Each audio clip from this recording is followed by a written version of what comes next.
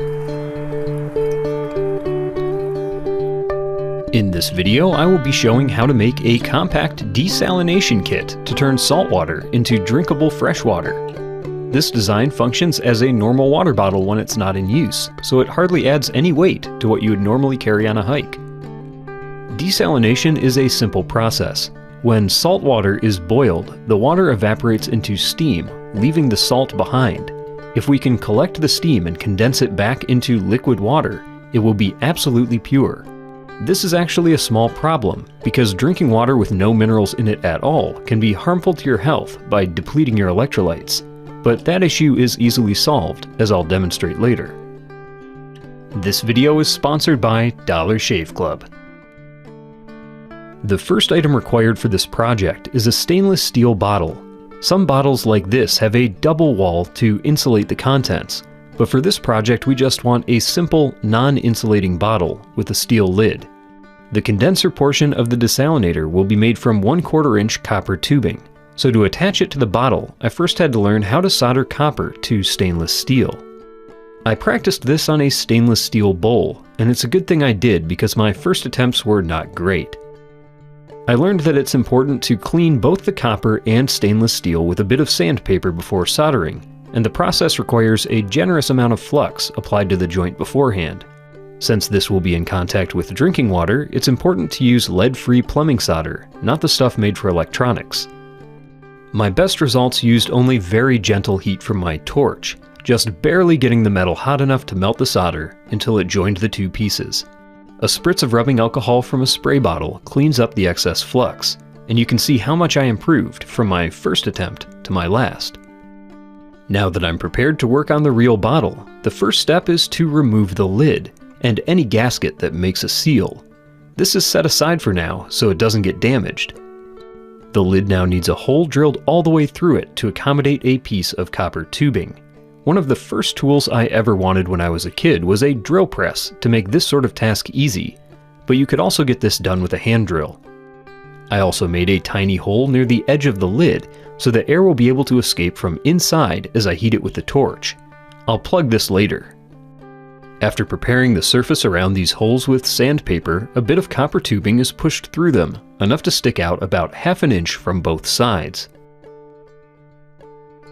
Then I just soldered the tube in place following the process I learned earlier, both on the top and bottom of the lid. The tiny hole I made to release air pressure was small enough that I could just use a soldering iron instead of a torch, but the process of sanding, then adding plenty of flux around a tiny piece of solder worked the same way. With this part completed, the silicone gasket can be reinstalled in the lid, and the whole thing screwed back onto the bottle. The short section of copper sticking out of the top will connect to a longer piece of tubing using a right angle compression fitting, which can be pressed into the lid and tightened down to lock it. On the other end, the little piece sticking out can be removed. It's not really needed for copper tubing anyway.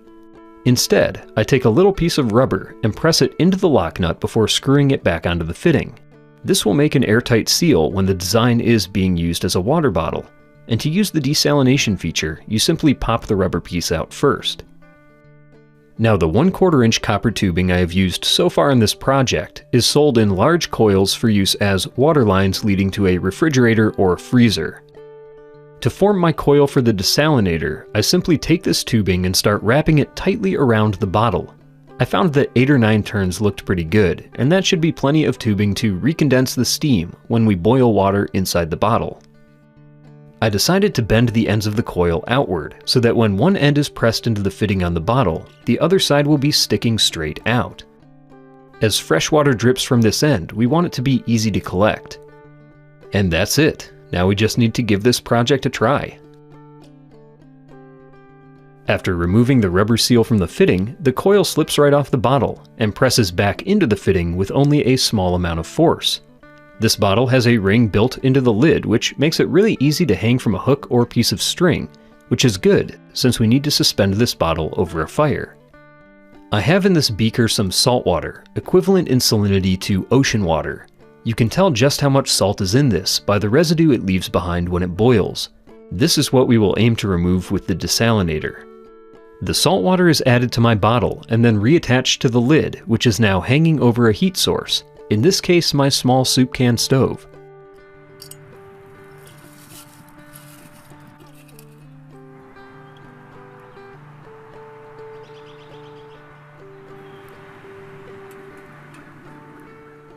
This little stove I made in an earlier video, and it's great for cooking over, but in this case it was a cold, windy day, and it was too much to ask of such a small stove to keep water boiling in a bottle when the wind kept blowing the flames out from under it. When there were breaks in the wind, I did start to see some water production, but to speed things along I switched in a larger coffee can stove. This worked much better. You could of course just use an open campfire to heat this bottle. A stove just makes things easier. This time the stove was actually so hot that the steam production outpaced the rate that the coil could cool it back down into water. We can see drips forming, but also quite a bit of steam exiting the tubing. This is wasteful, so we need to cool the tubing down until we're only seeing liquid water coming from the end. An improvised way to do this is with a piece of fabric. If you were hiking, this could be the shirt off your back. We wet this with cold salt water and wrap it around the coil. This will need to be wet again with cold water regularly as the coil heats it up, but doing so will greatly improve freshwater production. An even more efficient method, if you have an extra container, is to dip the whole bottom half of the coil into water. This works so well that all of the steam will stop flowing, and it will seem like water production has stopped. But in a few moments, water will have filled the coil and resume pouring out of the end. With this setup, you will end up with almost all of the water you started with, free of salt. One final efficiency tip is that once you have built up enough water in your collection container, the end of the tubing can be dipped into it, and in that way your fresh water itself will act as a condenser for any steam that exits the tubing. It's good to stop boiling the salt water in the desalinator before it runs completely dry, or you'll end up with a hardened mineral cake lining the inside. I started with about 250 milliliters of salt water. I ended with about 175 of distilled water. Now, as I mentioned at the start of this video, it's unhealthy to drink pure distilled water. So the desalinator is cracked back open, and before drinking the fresh water, just a small splash of the concentrated salt solution is added back in.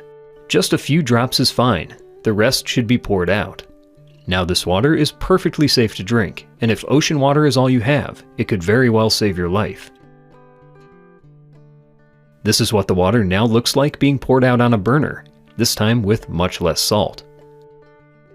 You might wonder if this desalinator would work with solar power, like a Fresnel lens or parabolic mirror. Definitely it could be used with either of those heat sources, which I may experiment with later. For best results with solar, the bottle should be painted black for maximum light absorption, and as you can see, this happens automatically the first time you use it over a wood fire. Dollar Shave Club is my sponsor for this video, and not for the first time. I've used their razors and Dr. Carver's shave butter for a few years, whenever I shave that is, which I do when I want to look my best. I particularly like the shave butter because I'm prone to razor burn, and this is basically a moisturizing lotion that works so much better than shaving cream, especially if your skin has been all dried out from filming a video around fire and smoke. Dollar Shave Club has all kinds of items to make you look, feel, and smell your best, including products for your shower, oral care, hair, skin, and hygiene. You can find all of the best products easily, and Dollar Shave Club will ship them right to your house. Join the club with one of their starter sets for just $5, and after that the restock box ships regular sized products at regular price. Get this exclusive deal today at dollarshaveclub.com/Nighthawk. Let me know in the comments if you have ideas to improve my desalinator project, or ideas for future videos. By the way, I created a playlist on my channel for community video responses. So if you make this project, upload a video and send me a link so I can feature it on my homepage. I'll put my email address where you can send your response videos in the description below. Thank you for watching. I'll see you next time.